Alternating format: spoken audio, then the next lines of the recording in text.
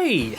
I recently uploaded a video showing how the RetroTINK 5X handled the Sega Megadrive in generic 4x3 mode. My point was that most reviews give you a brief sample of what the Tink can do in 4x3 mode, but swiftly move on to the optimised settings.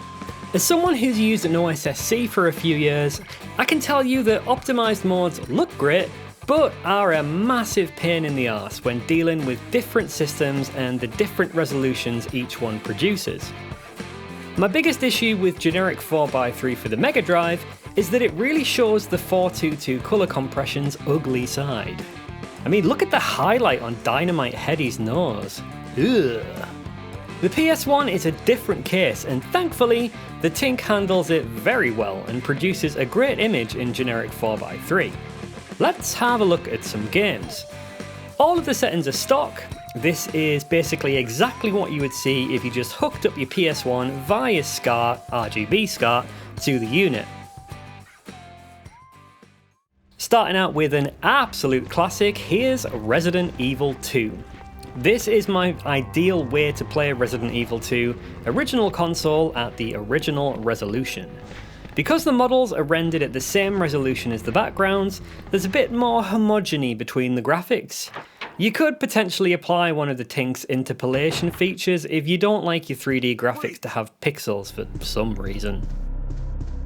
But don't you worry, girlie. You'll be safe in here. I'm keeping a close eye on things.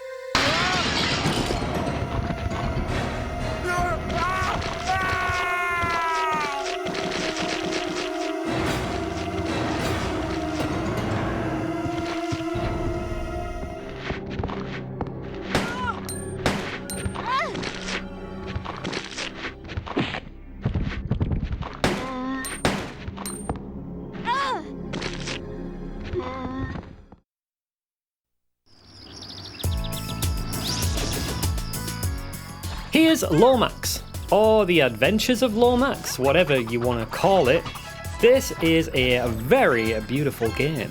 If I'm not mistaken, all of the graphics were made by one guy whose name I will pronounce incorrectly most likely for you, Henk Nyborg? Henk Nyborg? I'm so sorry. The gameplay isn't super tight due to what feels like some input lag, but you do get used to it. And by the way, that input lag is in no way related to the Tink, it's just built into the game.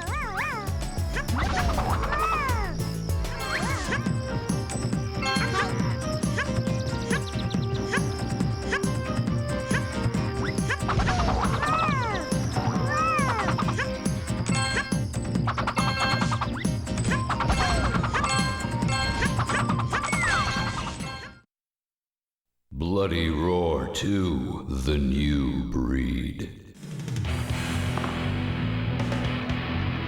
Get ready, fight!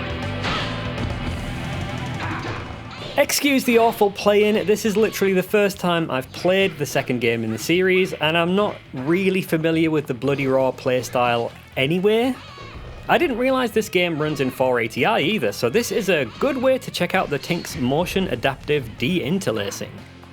I have to admit, it is struggling a fair amount here, as you can see a lot of combing artefacts, especially in the health bars. I feel like Bob would probably be a better solution for this sort of fast-paced fighting game.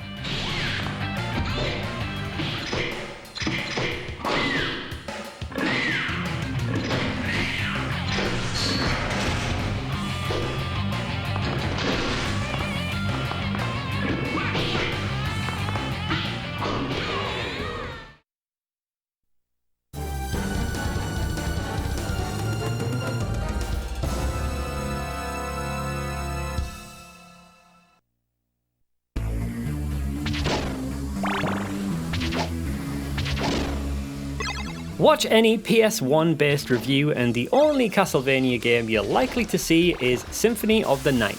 So instead, let's have a look at Castlevania Chronicles.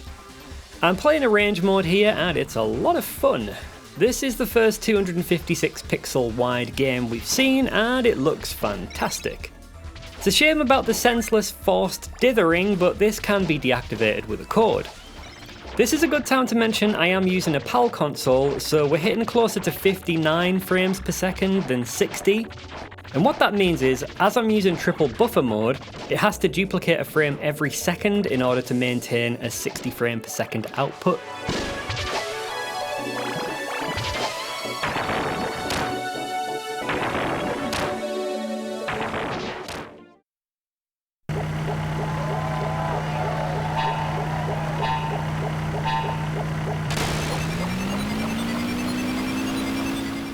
Here's Chuckable Racing.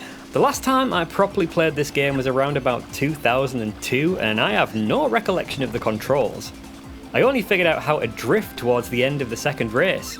It's pretty insane. I felt like I was being relentlessly targeted by the AI opponents, but I still enjoyed myself.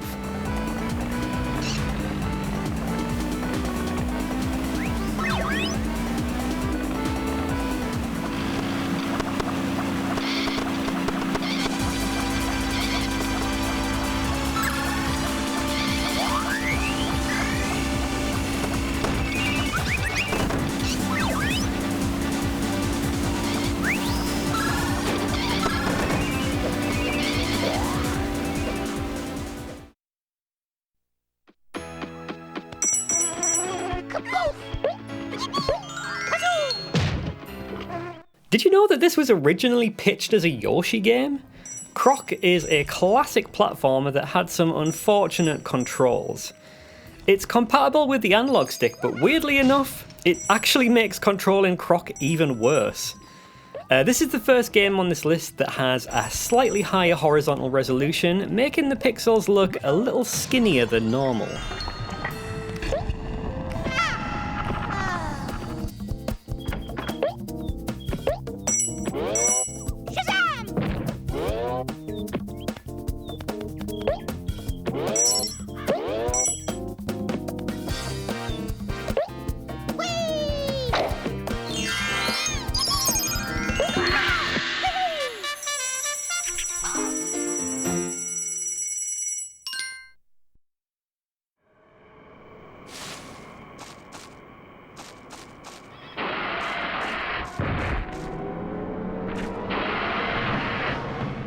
In my opinion, Dino Crisis 2 is a much better game than the first one.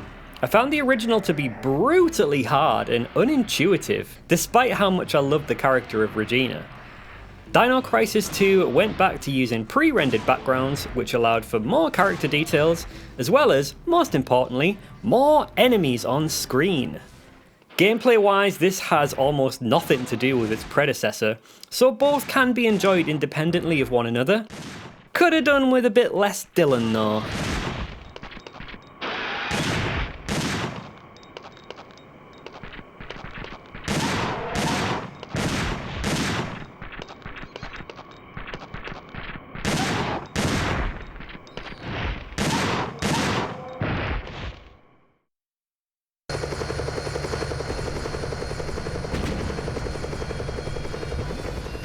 Much like how Croc was pitched as a Yoshi game, this was pitched as a Streets of Rage game.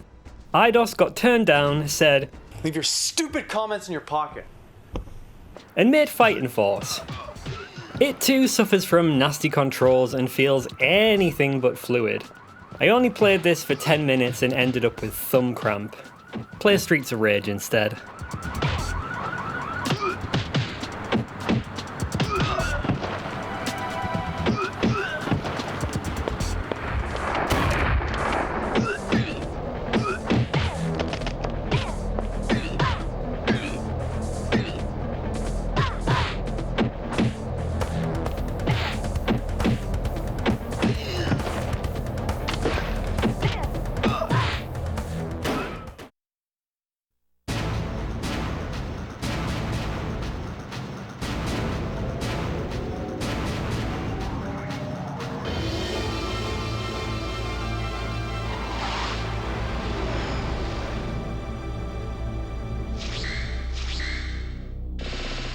I'm not particularly good at shoot 'em ups, particularly 3D ones, but Darius Gaiden feels very solid and easy to pick up. When I first played this game, I thought my disc was broken due to the lack of music, but turns out That's just the style that they went for. The huge fish bosses look really good, and there are some nice stylistic choices that have aged quite well despite this being a 3D PS1 game.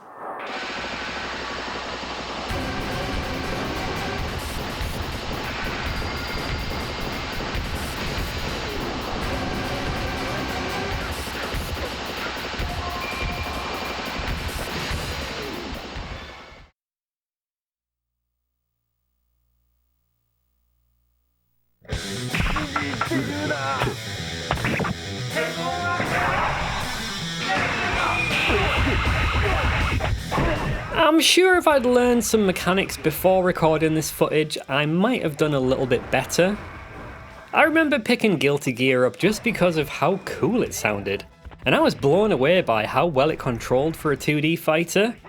I find Street Fighter to be very difficult to get into. The combat doesn't really flow too well for me, it just feels a bit too staccato. That's the only way I can really explain it. But Guilty Gear has combos for days. As you can see, the 2D sprite work has aged brilliantly, and the game as a whole just looks great.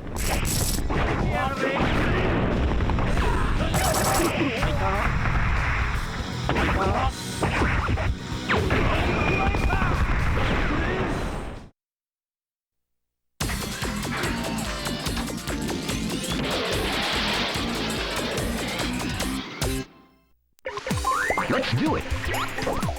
Jumpin Flash 2 is a lot of fun, but really hasn't aged particularly well. The frame rate is pretty abysmal too, but fortunately it doesn't get in the way of the gameplay.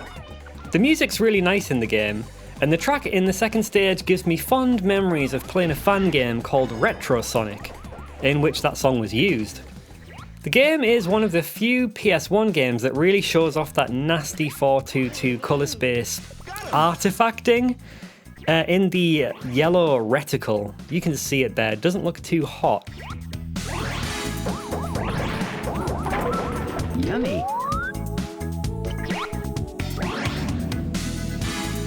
I'm full.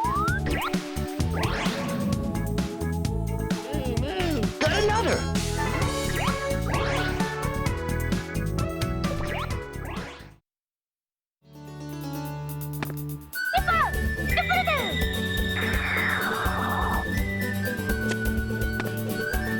I remember playing Cloneua on an official PlayStation Magazine demo disc, and I knew I needed that game within about a minute. I played that demo relentlessly until I was able to get the full game for myself. I think it's aged really well, and I wouldn't be surprised if this sort of style came back into fashion soon. If you've not played Cloneua, you're missing out, as it's one of the greatest platformers of all time. No shit.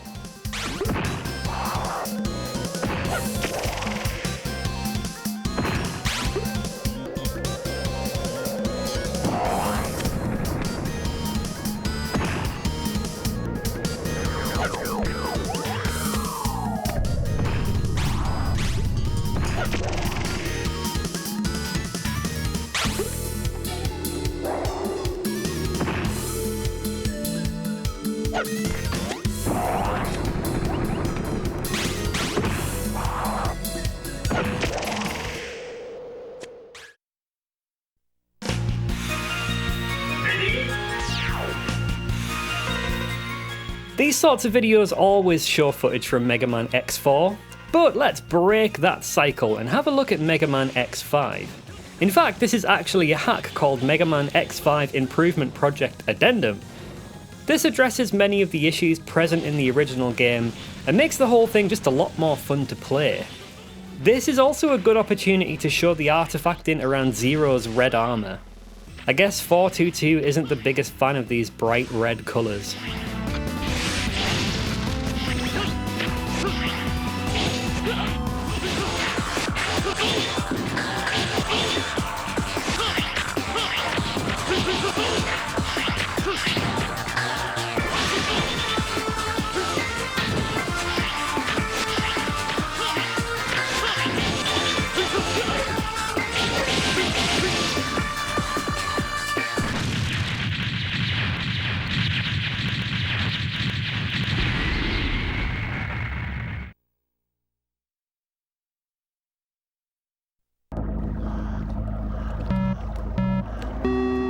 I'm a long-time Micro Machines fan. I owned Micro Machines 2 Turbo Tournament on the Megadrive and I loved it, despite being terrible at it. This one adds a 3D twist to the formula, but maintains that classic Codemasters Micro Machines feel. The game is extremely difficult though. Rubber banding is non-existent and you move super fast. Additionally, this game demonstrates some classic 240p to 480i switching in the menus that the PS1 was known for, and something that of course would make a FrameMeister or an OSSC shit the pants.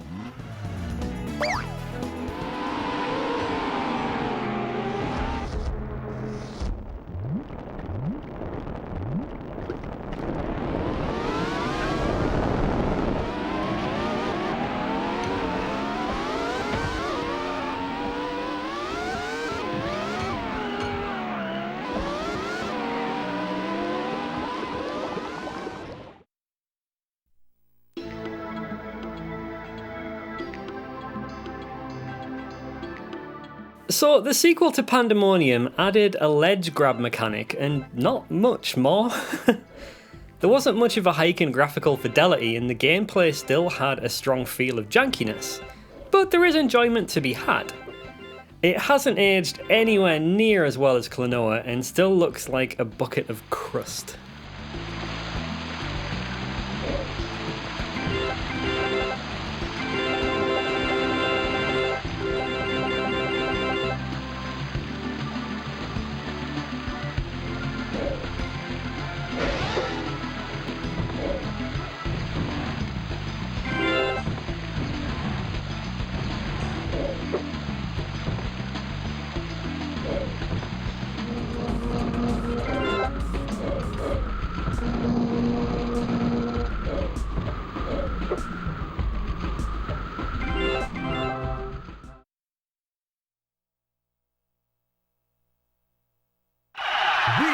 Racing Route 99 in Helter Skelter. 3, 2, 1,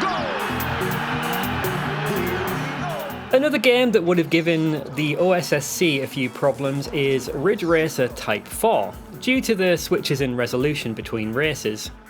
The Tink resolves the issue without any hitches, so now you can enjoy what I believe to be the greatest arcade racing game of all time on a nice modern display. To this day, I've not played an arcade racer that plays or sounds anywhere near as good as this one.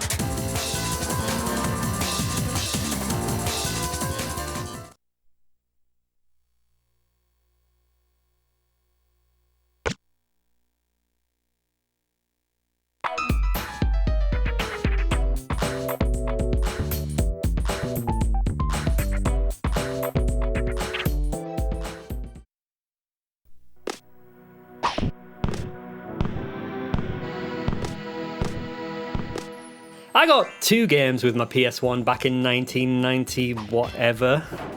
Robo Pit and this big-nosed bastard. I find Rayman's art style to be absolutely faultless. I mean, look at it. This was a great example of what I could only really describe as a next-gen 2D hand-drawn game. And would you believe it? It's aged perfectly. I do have to take issue with the gameplay though, because once you've cleared those first few stages, the game throws you into the meat grinder with absolutely no remorse.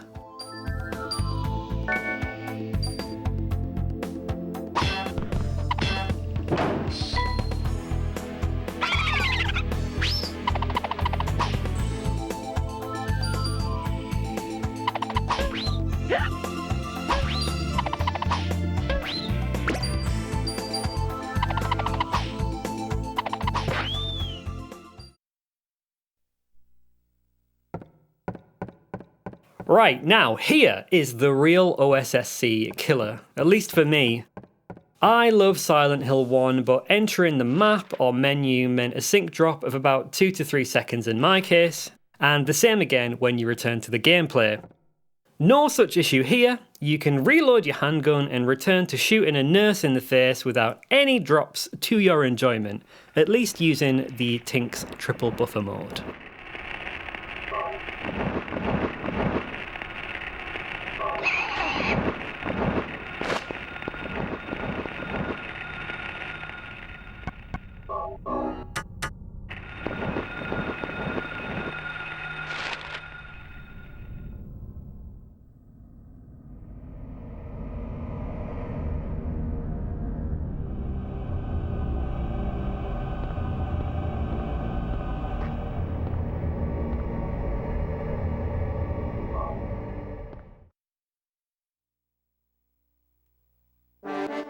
Battle 1. Fight. This opening tune is up there with Metal Gear Solid 3 for me. Soul Blade just sort of came out of nowhere when I was younger. My friend owned it and he ended up trading it to me in exchange for Dave Mirra BMX and Blade. I think I got the good end of a deal for a change. This is another game with a higher horizontal resolution which allows for some more detail in the characters and environments. Shame I'm a bit shit at playing it though.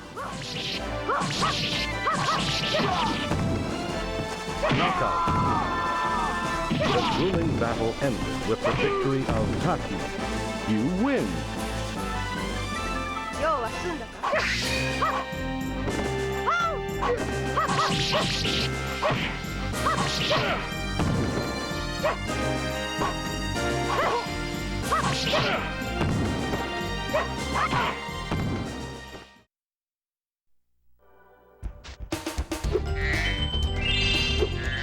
The Spyro the Dragon series was composer Stuart Copeland's big break. In the years prior, he'd played drums for a little-known band called The Police that didn't really garner much success, which is really unfortunate. Copeland then took what he'd learned from working on the Spyro series and went on to create his magnum opus, The Amanda Show theme tune. Spyro 2 here is another game with a high horizontal resolution, but I actually noticed when I was recording this that the top and the bottom of the screen's cropped. It must have just been something that they did to increase performance.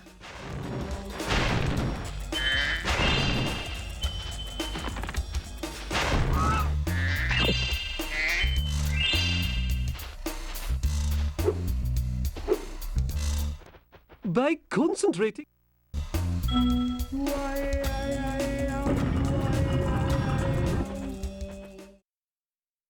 So, I hope you enjoyed the video. If you need a solution to play your original PS1 games on a modern screen, really, you can't do any better than a RetroTINK 5X.